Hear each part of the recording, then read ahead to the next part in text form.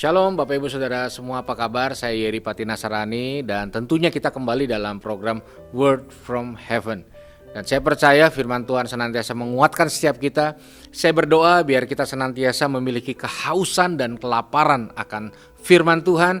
Karena Alkitab berkata siapa yang haus dan lapar maka dia akan dipuaskan. Dan hari ini saya rindu men-share sesuatu yang sangat penting dalam kehidupan kita. Saudara, satu kali saya berhenti di satu sekolah, ya. Lalu karena saya melihat satu tanda yang di tanda itu ada tulisannya, dan tulisan ini sangat populer biasanya di sekolah atau di kampus yang bertulis harap tenang ada ujian.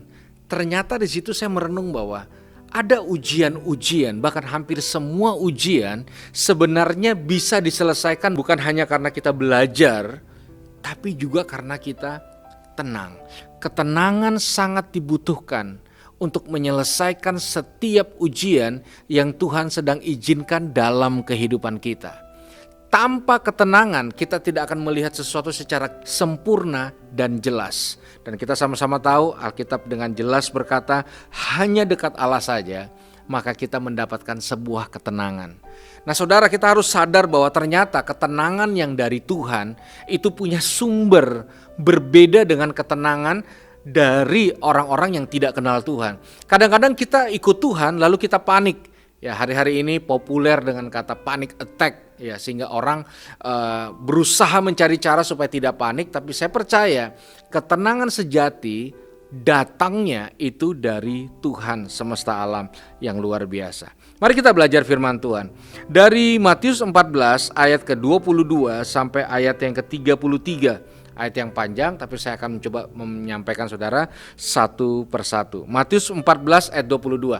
Nah, sebelum kita baca Matius 14 ayat 22, saudara, cerita sebelum dari penggalan ayat ini adalah ketika Yesus melakukan mujizat 5 roti dan 2 ikan. Saudara bayangkan dalam satu momen 5.000 laki-laki kenyang, belum perempuan dan anak, makanan berlimpah sisa 12 bakul plus ada Yesus dan ada murid-murid di situ. Saya yakin semua orang tenang saat itu. Ada istilah perut terbuka, hati terbuka. Perut kenyang, kesadaran pun akan lebih baik, saudara.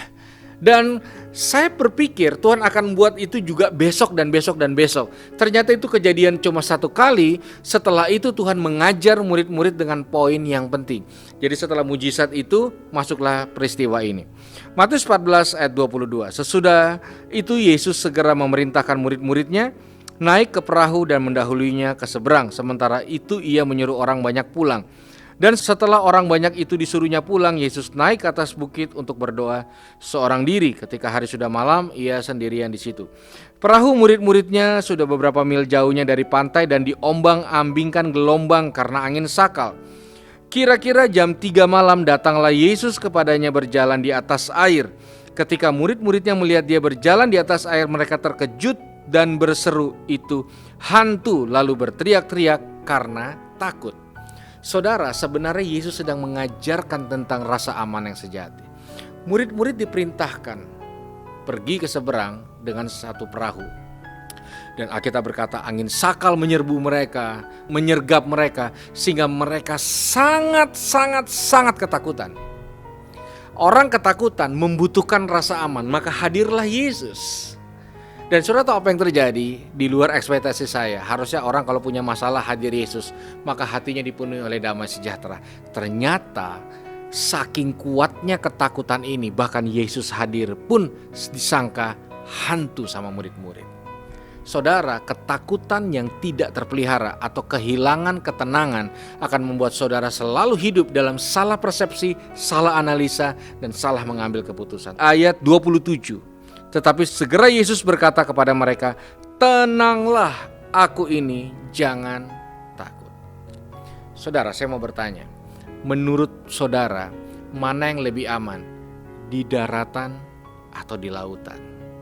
Jelas banyak orang akan berkata, di daratan lebih aman, lebih tenang, lebih damai, ada makanan, ada tanah yang bisa diinjak. Tapi saya punya kabar baik hari ini. Ketenangan dan rasa aman yang sejati muncul dari perkataan Tuhan, bukan dari lokasi dan situasi. Artinya kita bisa ada di satu tempat yang aman, tapi kalau kita kehilangan perkataan Tuhan, maka kita akan kehilangan rasa aman dan rasa tenang yang sejati. Kalau hari ini saudara hidup dalam kepanikan, ketakutan, kekhawatiran, mungkin saudara sedang kehilangan perkataan yang hidup dalam hidup saudara. Itu sebabnya ini waktunya mengadopsi firman, bukan hanya teori-teori lain, sehingga ketenangan jiwa dan batin terpelihara sempurna, bukan karena kita kuat, tapi karena kekuatan perkataannya. Sekalipun itu di tengah badai, kalau ada perkataan Tuhan, maka itu adalah tempat yang aman. Mari kita berdoa. Dalam nama Yesus, dimanapun kami berada, angkat setiap ketakutan kami percaya waktu kami mengikuti ujian yang ada, Tuhan berikan ketenangan dalam hidup kami. Terima kasih Tuhan, dalam nama Yesus kami berdoa dan mengucap syukur. Haleluya. Amin. Jika Bapak Ibu Saudara merasa diberkati, boleh membagikan video ini kepada teman, kerabat, dan saudara Bapak Ibu Saudara. Terima kasih, Tuhan Yesus memberkati.